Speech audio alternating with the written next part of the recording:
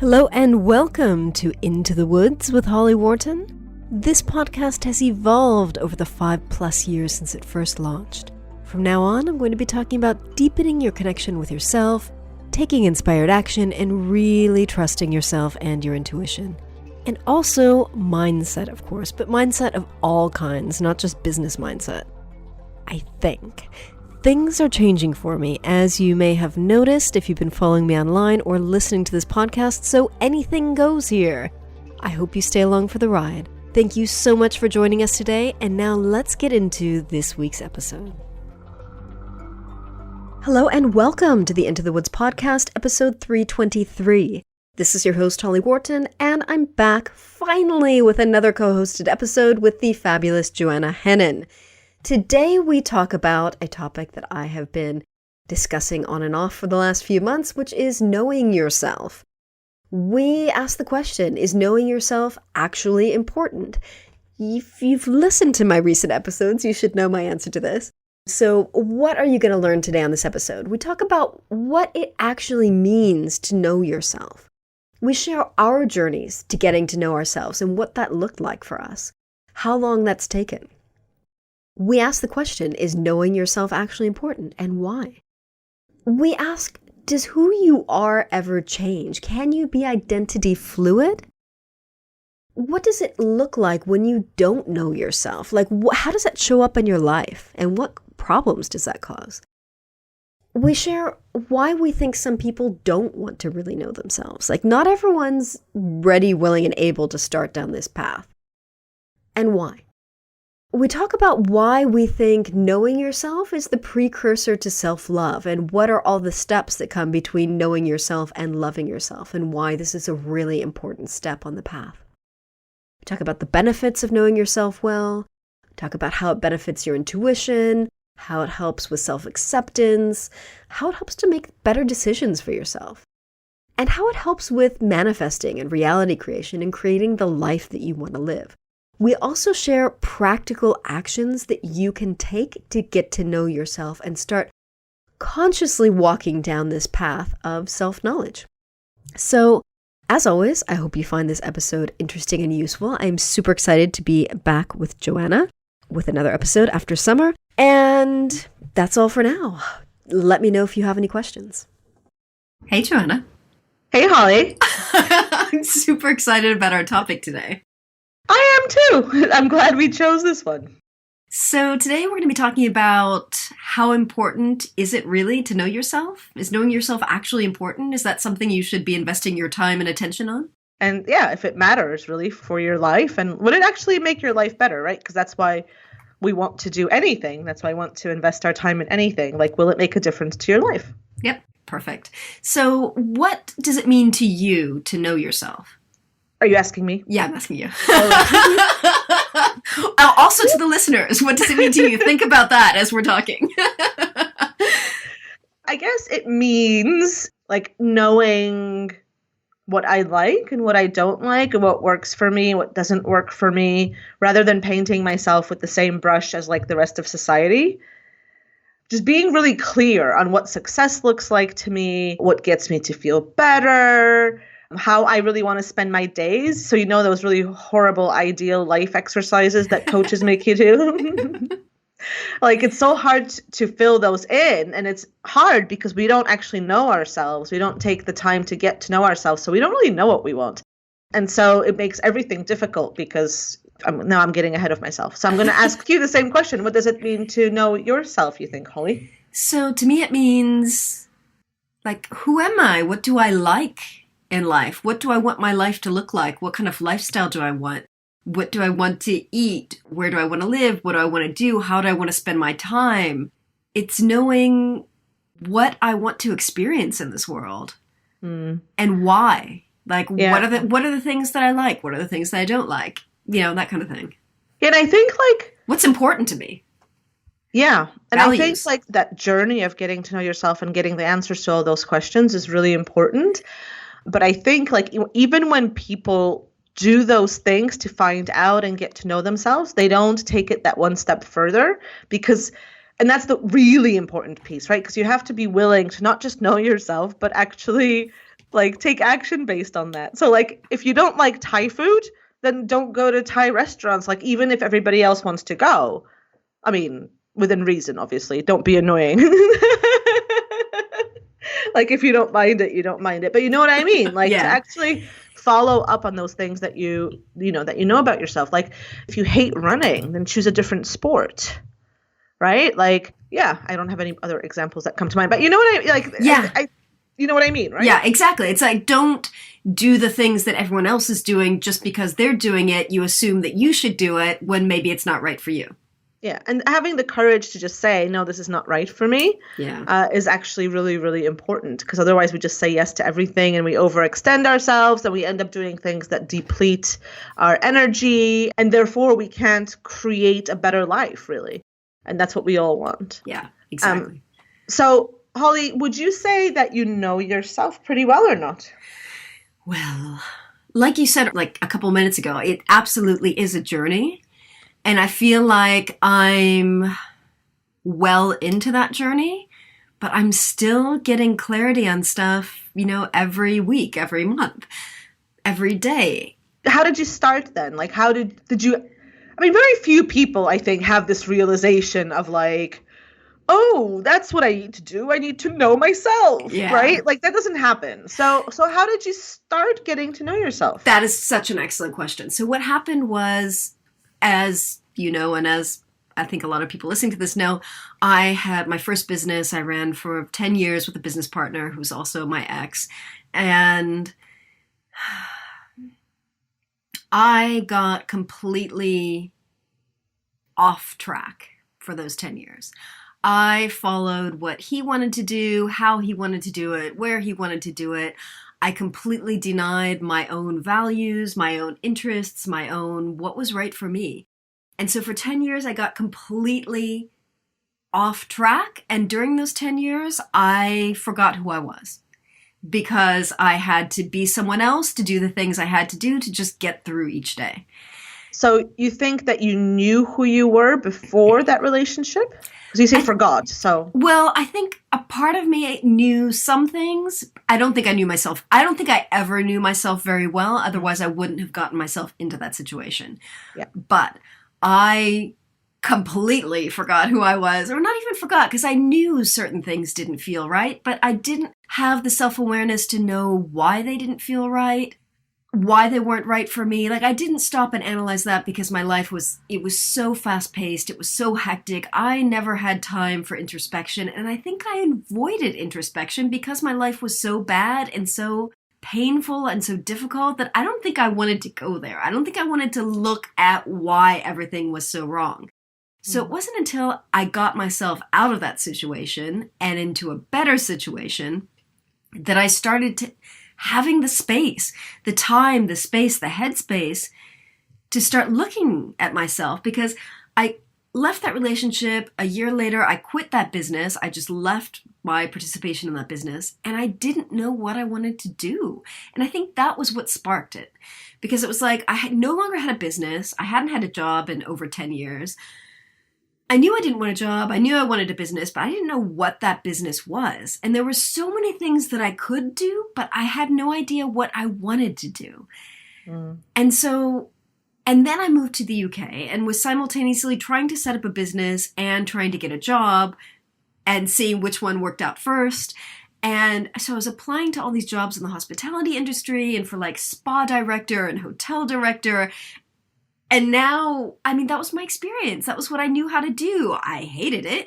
I didn't want to do it again, but I didn't know what else I could do. I didn't know what else was possible for me because I didn't know myself. And then I trained as a coach, and then I trained in like all kinds of like personal development stuff and therapies and NLP, and that helped me get on the journey to knowing myself. So that started in 2011.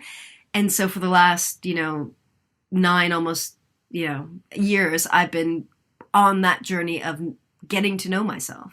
So I feel like I've come a long way, but I started at a very, very low space. Yeah. How about you? Yeah, I was just trying to think, actually, as you were talking. I was listening and I was trying to think, gosh, what am I going to say when Holly asked me this question? Because I should have probably prepared. um, because like it's just not anything I ever considered, like knowing myself. When I was like, my life when I was younger was all about go, go, go. I had kind of cope with a lot of hardship, a lot of struggle. So everything was not just fast paced, but just really like focused on getting stuff done and doing stuff and getting more work, getting more money and all that kind of thing. And I think I just kind of got stuck in that. And so when I was, when I was doing that and when I was preparing to do that and all those things, like knowing myself wasn't a consideration because I needed to get through college and pay for that. Then I needed to support myself and pay for that. So it just wasn't a thing. And then when I had my breakdown and I had some more space in my life, I started considering some of these things. And when was that? Just to get an idea of the timeline. Like how many years ago? Probably like 7 years ago. So I was kind of forced to stop. And, and I started my intuitive art course, that really, started me in this whole journey of getting to know myself, of developing intuition, of becoming a channel, all those things. And I remember being really frustrated because I wanted results from that course. Like I was just so used to going for results and like really tangible things. And I'd do this piece of intuitive art, and my message would be like, I don't know, like this is how you relate to yourself and this is how you relate to the world. And I was like, what the hell is this? Like, this is not useful information. Like, what am I supposed to do with that? Like, who cares? Like, tell me what to do. Yeah, tell me what to do. No, and it was just a really, like, I was very resistant to the whole process because I just didn't really see a point. And I didn't realize that journey of getting to know myself was actually a journey of self-love because I had always been someone who had very, very low self-esteem. And not anymore. Like, to be honest, I never thought that I would overcome that particular thing. But because of that work on getting to know myself, like what happens is you get to know yourself and then you see other people getting to know themselves and you kind of realize it's okay. So like, it's okay that I'm really impatient. You start to accept the things that you are. And when you know them and then you accept them, then you can go into self-love more, then you can kind of start feeling a little bit different about yourself, less judgmental, because it just becomes normal because you acknowledge it. Yeah, I agree. So would you say that knowing yourself is really important, or like how important is it on the scale of life? I think it's really important. Yeah. Otherwise, I would have said no to this podcast. No, this is totally not worth your time. That's all you need to know. Goodbye.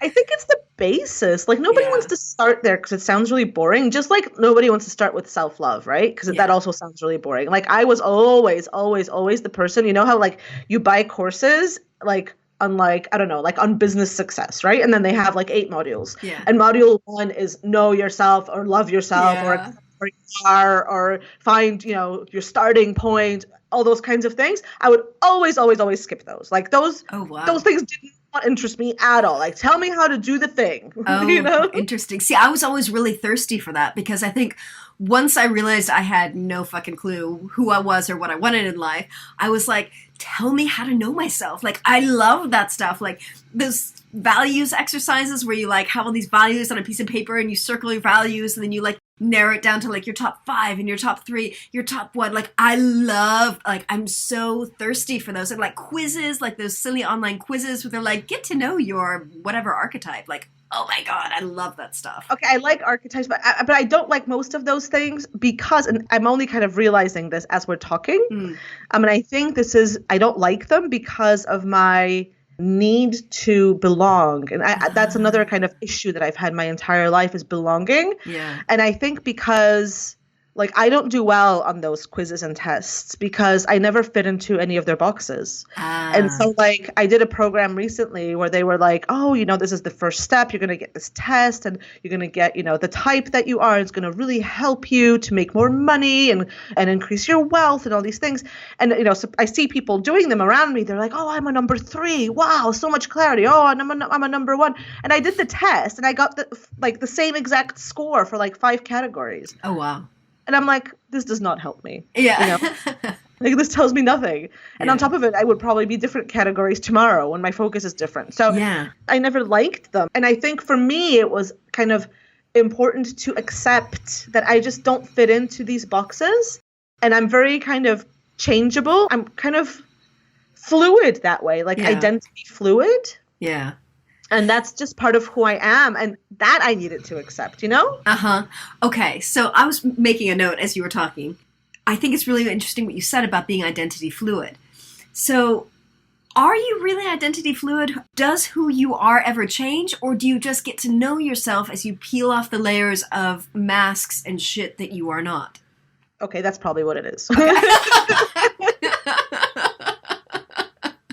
Yeah. I mean, although I think like when you look at it from the perspective of the soul and the quantum universe, I think it's possible to be identity fluid. Like my work revolves, as you know, around shifting identities, shifting realities, and choosing the one that suits you best, that you're happiest in.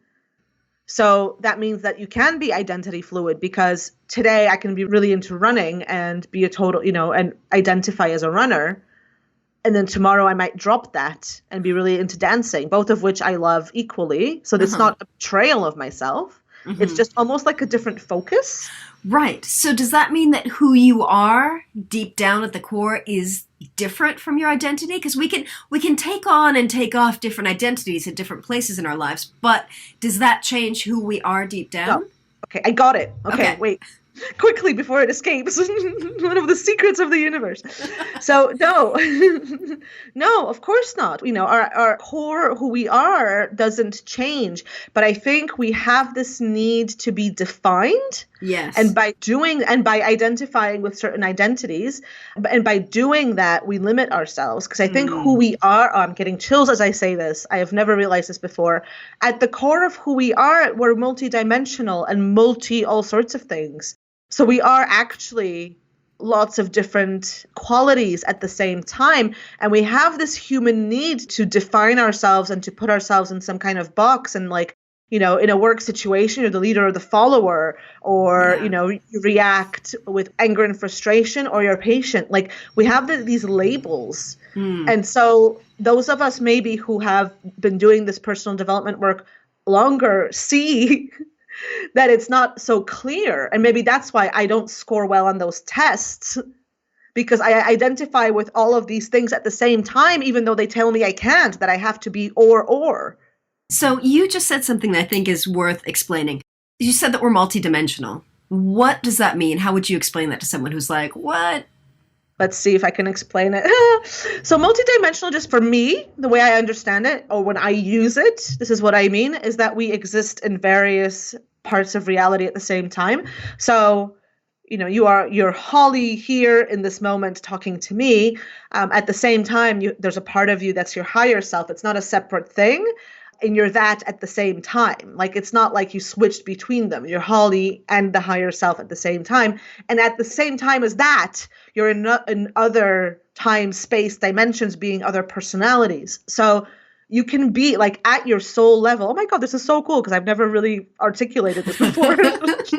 Like at the soul level, you are many different things at the same time, many different identities. There's no time out there. So like time as we understand it on Earth. So you are even living all your quote unquote past lives at the same time as this life. Therefore, you're an infinite number of identities all at the same time. And so it's when you're connected with that deeper, higher, however you want to call it, part of you, it becomes ridiculous to try and fit yourself into a personality type, because you are actually capable of being all these things at the same time.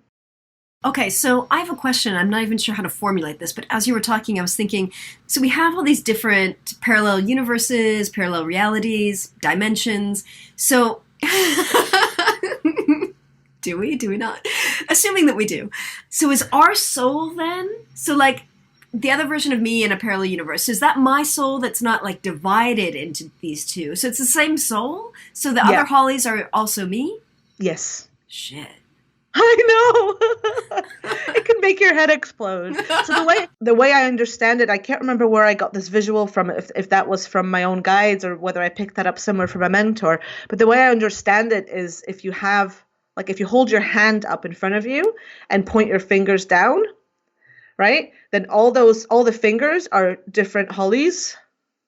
Okay. But you're all still part of the same thing. Oh, okay. So like Right? the palm is my soul. Yeah. And all the fingers are the different hollies. Yeah. And they can be doing different things. Right. Within reason.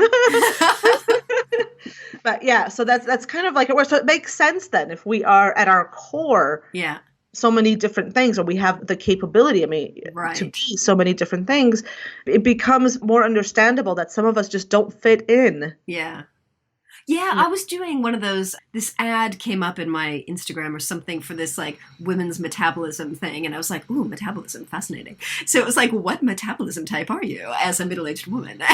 And so I'm like I know, but I'm addicted to these things. So I was going through this survey and I was like, so many of the options didn't apply to me. So at the end, when I got like my answer for my metabolism type, I just deleted the email when it came in and I unsubscribed because I was like, so many of the questions, none of your answers applied to me. So now I don't believe in your, I just had to pick kind of the closest thing, which really didn't apply. So that's another option that none of the options apply. Yeah, like exactly. Or all the options can apply. Like I see this in myself a lot. Like for example, just like simple things like, what kinds of clothes do you like, right? Yeah. What do you wear? What are you most comfortable in? So most people will identify with some kind of look, they wear more or less kind of the same style every day, right? Or most of the time. Maybe you'll have like a work persona and a home persona, right? Right. But like, I always judged myself for not being like that. So I like all sorts of different looks and I feel very comfortable both as a goth in like total black with like fake dreadlocks and, really heavy black makeup as I do in a cocktail gown, as I do in just a top and a string of pearls, and I used to really judge myself on this, that I shouldn't do that because I should just choose pick an identity. Yeah, pick one and stick to it. Yeah, like be consistent. Like, what am I doing? Until I realized, well, but I don't know. Some days I feel more like this. Like that's like this is more of an expression of myself, and sometimes I feel more like this, and I want to wear the pearls, and that's okay. Yeah. I can do both. Yeah. And that's interesting because, like, I remember being in high school and, like, not knowing what my style was. It was like I wasn't comfortable in anything. And so I eventually kind of picked one thing and went with it. But I just remember feeling that I did not know myself in high school. Like, I was really disconnected from myself. And it was so, like, I just remember feeling so uncomfortable because it was like, I didn't know what to wear. I had this whole closet full of clothes and it would take me I would wake up a half an hour early in the mornings to sit and stare at my closet and think about what I was going to wear. Because I was so uncomfortable. Yeah, so none of the options fit to you. So like that's a pattern. Yeah, it's a pattern for me. And the pattern for you is the opposite. So I think that's really interesting that we have kind of different perspectives. So what does it look like when you don't really know yourself? Like, how does that manifest in your life? How can you tell that you don't know yourself? Based on my own experience, you're unhappy in the end, right? Because you're doing stuff that doesn't bring you joy. You're doing stuff that's misaligned. Yeah. You're setting goals that are not actually your goals. You're aiming for things that even when you achieve them, they don't satisfy. Yeah. And so you're basically living somebody else's life. And the typical example of this is, of course, your parents, right? Yeah. Your parents' life. Are you living your life the way you want to live in a way that really works for you? Or are you just living out like their aspirations? Yeah, exactly. You're making, the wrong decisions for yourself. You're maybe making decisions based on what your friends or your family want you to make. Yeah, and I think the really difficult thing is that you don't know. Yeah. You don't know that you don't know yourself, and that's the problem. Yeah. It's just you can't figure out why, like, Johnny did the same things and he's super happy and you're doing those things and you're not. And so you judge yourself. Like a lot of women, especially, I don't know why I chose Johnny as my example. But, how old is Johnny? I don't know. But actually, my example is a hypothetical woman, because women have this problem with self-judgment, you know, and guilt and all this stuff. So like a lot of women will be doing the same things as other women, the house and the children and the family and all that kind of thing, and not be happy and then assume that there's something wrong with them. Yeah. Right? That how ungrateful, that I have all these things that everybody else wants, everybody else is satisfied with, and I have those same things. I'm not satisfied. There must be something wrong with me. Exactly. Rather than looking at, was this what I ever wanted. Exactly. Yeah. Did I just like go into the life partner, 2.5 kids, dog, cat, have big house, bigger house, whatever? Yeah. Or did I stop and think about, are these things what I want to experience in my life? And I think a Listen, lot of people like automatically choose that path because that's what everyone's doing. I mean, that's what we're taught to want. I mean, from Yeah. day one, when you like get your first reader, yeah. you know, at school, Yeah. like what are the photos? I mean, in Poland, certainly they haven't updated the photos. So the photos are still of the mommy, you know, staying at home and taking care of the children. The daddy comes home with the briefcase. And so you have this image of what life is like and what happiness looks like. Yeah. Everybody's always smiling in these pictures, you know? And so, of course, you grow up with that, you know? You Yeah. think that that's the only way to be happy. And there are actually lots of ways to be happy. Yeah, absolutely. And you have to find yours. Yeah, absolutely. Yeah. I think it can take a lot of courage to like not go with the flow and just stop and ask yourself, do I want this? Do I not? I mean, for me with the whole children thing, like that, I knew from high school I didn't want kids, but I didn't have any examples in my life of women that didn't have kids. So I didn't realize that was a valid life decision. And so I spent my whole life, thank God, not having kids. Like I knew enough not to do it because it wasn't right for me, but I felt like that was wrong. Like that wasn't a valid choice. Like there was something wrong with me. Like, should I want them? How can I get myself to want them? You know? Yeah, there's just so many examples, you know, even like whether you want children or not, then after you have children with breastfeeding, not breastfeeding, like I had that, for example, because I didn't want to breastfeed. The idea of that really, really freaked me out. Like I would have nightmares when I was pregnant. And yet, what? I was supposed to push through? I didn't push through. I decided from the start that I didn't want to even try it. Yeah. And that, you know, and to this day, like... People are going to judge you for that. Yeah. I mean, you know, if you're listening to this and you disagree with that, you know, there's no need to email me because I know that... Because we don't give a shit. Well, I know that people will disagree and they have other opinions. And that's fine. I have my own opinion. I needed to do what was right for me in an already difficult situation. And I wasn't willing to, you know... all sorts of things, you know, and you just have to have that discipline to just pause. I think that's the first thing, to pause and ask yourself, like, what do I really want here, you know? And it might not be obvious, you know, like people always are very surprised when I say that I never spoke Polish to my son. Oh, you know, so yeah, see? Yeah, I'm surprised too, because he understands Polish. Like, you know, where did he get that from? He does, you know, and we speak it occasionally now, but when he was small, I didn't. Whereas what you're supposed to do is if you have, you know, a language, that's basically give him as many languages as you can. And so I was, you know, and plus he wouldn't have my language. So there's, you know, an identity thing and like all sorts of things. People are always really surprised. But for me, it just wasn't the right choice because it was really difficult for me to be a new mother. I was really in a bad place. I didn't handle being exhausted very well. And it was just too much. Like, you know, not to mention the fact that I don't speak Polish in the same way that I speak English. Like when I speak Polish, I'm basically like using all of my mother's expressions because interesting. Yeah, I'm basically my mother because I don't know how to be Polish beyond that. Like that's all I ever heard. I've never really had Polish friends and like you know, so the language is just what I hear in my parents' home. Right. And so it felt really weird to me. When I was speaking Polish to Shane when he was smaller, like it felt like I was being my mother instead of me. And so it was just too much. And so I decided not to. And so his Polish isn't great, you know, and maybe sometimes I think maybe that was the wrong choice because I would love for him to have that third language now. But whatever, like that was really right for me in that moment during that time. And that has to be okay. Yeah. And I think that's really interesting what you said about you feeling like your mother when you speak Polish. I have always said that when I speak Spanish, I'm a different person. Obviously, I'm not a different person, but it brings out very different things in my personality. I feel very different when I'm speaking Spanish to people than when I'm speaking English to people. And I remember years ago, when I lived in Spain, I had these 2 Greek roommates, and we used to speak Spanish to each other because we were all there to be learning Spanish. And then I had my friend Laura came to visit me, and she stayed with us for a week, so we were speaking English for a week. And when my friend Laura went back to California, one of my roommates said to me, you know, you should never speak English. You're really boring when you speak English.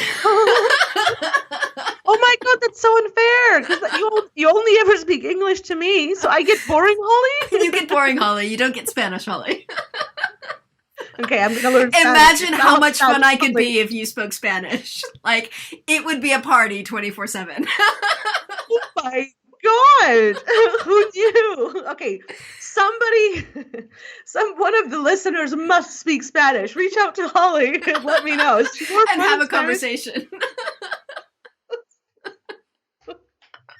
I'd be curious to know if that's still true, though, because that was when you were much younger. Exactly. And didn't know yourself as well, and Exactly. therefore you weren't kind of as grounded and rooted in who you really are. I'd be really interested to see if that's still the case. Yeah, and I would be too, because I remember like years later in my first business, I was, running my business in Spanish because it was based in 3 Spanish-speaking countries and all of my employees were native Spanish speakers. But then this one day we had this business meeting. I hope we're not getting too off track here. We'll get back on track after this story. But we had this business meeting where these Americans were invited, and so we had to do the meeting in English. And all my staff was bilingual, so it was perfectly fine to run it in English. But I remember afterwards my marketing manager coming up to me and saying, I can't believe like how articulate and how professional, like she was super impressed with my participation in this meeting, but she had never heard me speak English before. So I think it was just that I sounded so much more like confident, even though I'm fluent in Spanish, like I obviously come across differently in English. Interesting. Yeah. Anyway, getting back to knowing yourself and having different personalities in different situations. So why do you think some people don't want to know themselves? Because it takes work, and I think a lot of people are resistant to this. I actually think that's a self-love thing, like I think people don't want to know themselves because they're afraid what they're going to find. Yeah. And I've actually had people say this to me. Like I used to run workshops called like The Magic in Me and Find Your Passion, Find Your Path. And they all relied on, the tools I had then to help you to get to know yourself and what you really want and all that stuff. And people didn't want to know. And when I asked, several people told me it's because they were afraid of what they will find, because they assume that they're horrible people. Like a lot of us have these really, really damaging assumptions that there's something wrong with us. And basically we're spending our whole lives hiding the fact that we're frauds, that there's something wrong with us, that we're mean, that we're like whatever those things are that we, the shadow side, basically hiding the shadow side. Yeah. And so people don't want to know themselves because they're afraid. Yeah, they're afraid the shadow side's going to outweigh the light side. Yeah. They're going to be afraid if they get in there, they're going to find out that they're horrible people. Yeah. And isn't that's I've always found that so sad. Yeah. Like, that it's not they just don't associate that with something positive. Yeah. And I think you can't really love yourself until you accept the shadow side, because that's a part of you. It's an important part of you. Oh, yeah, for sure. I mean, you can't love yourself until you know yourself. What are you going to love? Exactly. It's all a sham, right? Yeah, exactly. You love the mask that you've created for yourself. Yeah, exactly. And then that's why like people find self-love stuff really, really difficult, and they can't, because I don't think you can jump from like nothing to self-love. Like you have to get to know yourself. This is the way I teach it anyway. You get to know yourself. You have to accept who you are. Yeah. Then maybe you start liking yourself and spending some time, and then that moves to love. Like, I don't know why, like, in every other relationship in the world, like we would expect to go through that progression. Yeah. But with ourselves, we set ourselves up for failure and judgment because we think we should be able to just love ourselves out of nowhere. Yeah. And then we can't. And then we're like, what's wrong with me? Yeah. It's silly when you think about it. Like, it makes absolutely no sense. Yeah, I agree. And I remember years ago in 2013, one of my first Psych K clients came to me for a 2-hour session because she wanted to know herself, and she had problems knowing herself, and she had a lot of self-hatred going on, and we did a bunch of work on it, and she had already come to me having done a ton of work on it, and like therapies and treatments and stuff, and she still didn't know herself. And like afterwards I remember like following up at emails with her, and she's stuck in my head as this person that I couldn't help. Like, I didn't help her get the results that she wanted. And it makes me feel so bad because, like, self-love is so important to me. And it's so important to me that other people experience it. And I still have this, like, feeling really bad about it. It's like, now that we're having this conversation, I almost want to, like, send her, like, the link to the episode and be like... Oh, do that. Yeah, I probably will, actually, if I can remember her name. Like, I wonder if there were, things that she wasn't able to see about herself or didn't even know to go on that path to know yourself, accept yourself, like yourself, and then love yourself. I just think a lot of people like don't consider all the stuff that goes underneath, all the stuff that like self-love is the end result. So Holly, the event that we were just at together, we were at Ann Wilson's, what did she call it? Financially Free You or something. Yeah. And Anne talked about this experience that she had. She's just finished filming a TV show. And I really, really loved the way she phrased this. So she kept talking about how long does it take to have the last 23 minutes. So like how long did it take for them all to develop that episode so that we as the viewers could see that 23 minutes of the episode, And it was a really, really long time. And she just, she did a lot of talking about this concept that we are a society that values that 23 minutes, that end result. And nobody wants to know about the stuff that comes before. Yeah. When we think about these things, we want to expect ourselves to be able to like come up with that 23 minutes in no time, to be the person for whom it's suddenly really easy to like stand in front of the mirror and like declare undying love and all those affirmation things that we're meant to do in front of the mirror. And that's really difficult for someone who like has never even like considered whether they're happy in their life or not. Yeah. Can you make that jump? It's not possible. So like consider all that stuff that goes into a 23-minute episode. Like they started meeting like 3 years ago. Yeah. Well, and also think, like you said, like we expect our relationship with ourselves to go super fast, whereas we understand that it takes time with other people. So if you have a significant other or a best friend, think about what that journey was like to where the relationship is now. Like you met them, you got to know them, you got to accept the stuff that they liked, you accepted the stuff that you maybe didn't like as much, you just realized you liked them, and then you fell in love with them. Yeah. Like that, how long did that take? And that took work. It took dates. It took hanging out with the person. It took consistency. It took focus and consistency. You wanted to get to know that person to see if it was someone that you would like to spend the rest of your life with, right? That's why we date. Exactly. It's like one long interview. Yeah, exactly. So what is your interview with yourself going to be like? Just because you're with yourself every single day doesn't mean that you're actually focusing on getting to know yourself. Yeah. I feel like we should maybe give people, some tips on how to get to know themselves. Like, where do you even start? Yeah. Do you have anything that, maybe something, can we provide any direction here? Yeah, I think so. So for me, I really like those things like value exercises, like what are my values? What are the things that I like doing? What are the things that I don't like doing? What am I afraid of? What am I not afraid of? Like, what's important to me? What are my priorities in life? Like, I think that stuff, looking at that stuff, asking yourself those questions is really, really important. And, maybe leave a whole space page in your journal for each of those things, because maybe you can only write down one or two things today, but if you come back to it next week, next month, next quarter, like you hopefully will be able to add things to those lists. Mm-hmm. The more you get to know yourself. Like, don't expect yourself to write like 3 pages of who I am today. Yeah, that's a really good one, actually. And I love journaling for self-exploration. Yeah. It's really powerful. And the way I started was intuitive art, Yeah. So like even if you did something really simple, like a collage, like a dream board collage type thing on various topics, like, how do I feel about me? And then do a collage on that and just see what kinds of images you're drawn to. Or me, like can you make a collage that's you, that symbolizes you, the stuff you like, the stuff you find important. I'd be really curious. I might run this actually as a separate event because I think that's a really nice idea, to see what comes up when you have to define yourself in a variety of ways. And there's no infinite number of ways, like there's no limit on how many images you can take. But I think it's a really interesting exercise to allow, like, intuitive art adds something to journaling, because the journaling often comes a lot from the headspace. Some people can let wisdom through, and probably with practice anybody could, but a lot of people find it a lot easier to do art in order to let that kind of that intuition, that underlying wisdom to come through, because it gets the mind out of the way and you think you're doing something creative with your hands. It's just a different process. Yeah, I think so.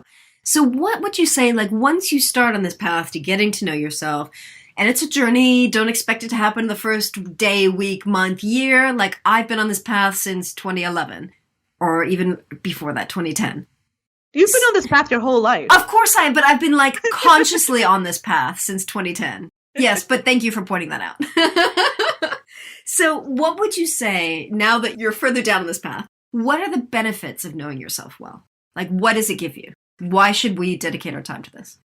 Well, it helps you to create a more fulfilling, more satisfying life. Yeah. Because if you know yourself, then you're going to choose the things that make you happier, that fulfill you more, that bring you that really deep sense of joy and satisfaction. You can't do that if you don't know yourself, right? Yeah, exactly. You can't create the life that you want to live. You can't manifest the stuff you want to manifest. Well, yeah, because unless you know what's right for you. On your energy. Yeah. So, like, I wasn't really expecting it to happen this way. And it's only kind of in retrospect that I see how it all works. But like when I started that intuitive art course myself, and they were doing all these things where I had to get to know myself better and all the stuff that I found really boring, what I wanted was the spiritual connection. Like I was desperate to have a spirit guide. And I didn't understand. And I was like, why aren't they coming? Like, why doesn't it just appear? And you can't open yourself up to soul connection because that's another layer of you. Yeah. And you can't do that. You can't build that relationship with that part of you until like you're actually living a more authentic life, like until you know who you are to a certain extent. Like you don't have to be fully through the journey. But you have to kind of know who you are and be comfortable in your own skin almost. Yeah. Comfortable enough to make contact with that other part of you. Because if you're spending your entire energy on like denying who you really are and your real needs and wants, pretending to be somebody else, like your higher self is your true core self, from that space of lying about who you are, even to yourself, that deceit, you can't make a connection with the rest of you. Yeah, exactly. Exactly. I wasn't expecting that. Like, I would never have said when I was starting that those two things were related. I would have easily skipped that first module. This is why you don't skip the modules. There's foundation stuff that's really valuable, even if you're not interested. And it's like intuition too. Like all those years that I was so disconnected from myself, I say within air quotes, I had no intuition. Like I didn't know myself. I had no intuition. And I always thought that intuition was something that like you were either born with or you weren't. And then once I started on this path to consciously knowing myself, I realized that the more you know yourself, the more your intuition is like the volume gets turned up because you can tune into that. Yeah, you're totally aligned. And yeah, completely. That comes from knowing yourself. Yeah, so that has to come first. You know, I mean, it doesn't have to come first, like, necessarily in a linear fashion, right? Yeah. I'm sure there are more people like me who, like, want to skip over that part and get to the good stuff, right? But it has to at least happen in parallel. Yeah, and I think it's like a spiral. It's like, you know, we kind of take these steps. Like, I always talk about the spiral staircase. But, like, you're taking these steps, you're doing this work, you get to new levels. You keep doing the same stuff, you get to new levels. Like, it's like the spiral staircase of life and in a personal development work. Totally. So another thing that I feel that getting to know myself has helped me make better decisions for myself. And we've kind of hinted at this in the last 40 minutes, but I really feel like I'm now making much better decisions for myself because I know myself and I know what I want and what I don't want. Yeah, so this is where like the knowledge comes in and the courage, right? Yeah, and the courage to take action based on what you know. Because it's not always easy to do something that's different or to say no to something. Yeah. It's not knowing yourself isn't a guarantee to making good decisions either. Yeah, exactly. You've got to take the action based on what you know. And it's really easy when people are kind of talking all around you, everybody's doing the same thing. It's very easy to just ignore this feeling of, I'm not sure this is right for me, and talk yourself into doing something that you might not have done, given the chance to properly tune in. And that's so I think I've just done something like this. And I'm saying that because I was just going to say, don't judge yourself if you do that. But I'm really judging myself. Yeah, you are. So do as Joanna says, not as she does. Well, just to show that it's a process for everybody. And we all have that judgmental streak, really. Yeah. And we're always really, really hard on ourselves. But like, it's okay. Like, we know that just because you know what the right thing for you is, it doesn't guarantee that that's the thing you're going to choose because there are all these other things at play as well, right? Yeah. And that's okay. Like sometimes you're going to make a choice that's not entirely aligned. That's just part of life. I think we have to cut ourselves some slack on this. Remind me of this later, okay? Okay. So also we wanted to talk about how knowing yourself helps with manifesting and what that means for you. So Well, because that it feeds into that intuitive soul connection piece, right? So like I'm running something next month that's called a high vibe experiment. And like I'm running it because so many people get really caught up in like, I don't know what to do in order, you have to raise your vibration in order to create more of what you want, right? We know that. But people don't know how to do that. And the only way to find out is to get to know yourself better. And to really find out what works for you, what actually makes you feel better. For some people, going out for a run will really raise their vibration. And for some people, it really, really will not. Right? Yeah. And that's for some people, I don't know, a video will work better than a book. You just have to be okay with, you have to be aware of what works better for you. And you have to be okay with choosing that, right? So like when I work with my own energy, I don't have like a set routine. Like I tried this before, all those morning routine things where you should do like all 6 things in a series, meditate and journal and exercise, like all those things, yoga. Yeah. I find that doesn't work for me. Like what works for me is to show up in the morning and check in and see what I need. Yeah. And that's the only thing that will work for you as well, because you have to get to know like all those little bits. Yeah. That will work for you, that will make you feel better, that will raise your vibration to what you want. So yeah, I have like a whole menu of things that I like to do during my morning routine, but I don't do all of them. Like some days I feel like doing this, some days I feel like doing that, some days I feel like doing a couple of things. But like I know what things I like to do in my morning routine, but I don't force myself to do like 5 minutes of each thing because... No, sometimes I'll force myself. Force is a strong word, but I'll do something that's out of my comfort zone a little bit, because then I'll know like you can get a bit comfortable in your energy work as well. And so like I know I'm not a huge meditator, but sometimes I really need to meditate. And so that willingness to recognize what it is that you need in that moment and to do that, no matter what everybody says, no matter if everybody's saying that I should meditate every single day. For me, it's okay that I only do it when I really feel like that's the thing that will benefit me. Yeah, absolutely. And that's okay. Even though like I work in the spiritual field and all this stuff, it's okay. Yeah, it's okay. You have to find what's right for you. Exactly. And you will only know that when you know yourself. Right. So knowing yourself will affect your self-love, how you feel about yourself, therefore how you relate to other people. It'll affect your energy, which means that it'll affect your vibration and your manifesting ability. It'll affect your intuition, your soul connection. It'll affect everything, because all your choices will be coming from a place of personal power rather than not. There. I'll get off the soapbox now. So is there anything else you would like to add to the topic of knowing yourself, and is that actually important? No, I don't think so, except for maybe saying that if anybody's listening and you're like, okay, this is all well and good, but I have no idea where to start, then feel free to get in touch. Yeah. I think that's the main thing, because we'll always be a next step. And it's really worth pursuing. Yeah, exactly. And you don't have to have like a whole 27-step plan to knowing yourself. You can like start with one thing and then move from there. All right. Totally. Yeah. So I really enjoyed this conversation, and I hope everyone else did as well. Thank you. Yeah. Including the tangents. Yeah. I think sometimes the tangents are useful because they give people examples. Like, I would say pretty far along on the path to knowing ourselves and other stuff. But we still make mistakes and we're still learning. So I think it's useful to hear specific examples of like how far we've come and other stuff that we're still learning. Yay. Cool. All right. So good luck, everyone, on your path to knowing yourself. I think it's absolutely a lifelong journey. But I think the more conscious we are of this journey, the faster it goes. Yeah, for sure. Yeah. So please drop me a line. Let me know what you thought of this week's episode. You can email me at holly@hollywharton.com or find me online and get in touch there. Thank you so much for listening. If you enjoyed this episode, please subscribe if you haven't done so yet. And next week, I'll be back with another solo episode. Remember to visit hollywharton.com/323 for the show notes on this episode. And remember to visit show notes for previous episodes if you want to download or read the transcripts. Transcripts usually go live about a week or two after the episode. Thank you so much and have a fantastic week. Thanks so much for listening to Into the Woods with Holly Wharton. You can find more information about today's episode, including links for topics that were discussed, at hollywharton.com. That's HOLLYWORTON.com. If you'd like to connect with other listeners and get support on your journey, I would love for you to join my private community on Patreon. That's patreon.com/Holly Wharton. That's patreon.com/Holly Wharton. Thank you so much for listening, and I look forward to seeing you next week.